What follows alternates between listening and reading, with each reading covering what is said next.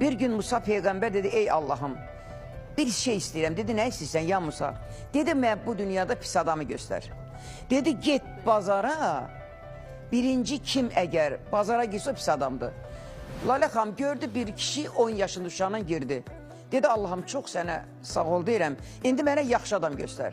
Dedi, get bazar bağlananda kim qaça-qaça girsə, o da yaxşı adamdır. Gördü elə bu adamdır. Uşaq əlində girdi. Gəl dedi, Allah'ım təəccüb elədim, ey. Pis adam dedin, onu göstərdin, yaxşı adam dedi, ya Musa. O pis adam idi.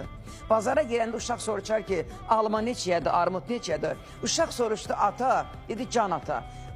Ən böyük nədir dünyada? Dedi, bala, dağlar. Ata, ondan böyük nədir? Dedi, yerlər, dağlar yerlərin üstündə oturur. Ata, ondan böyük nədir? Dedi, bala, göylər.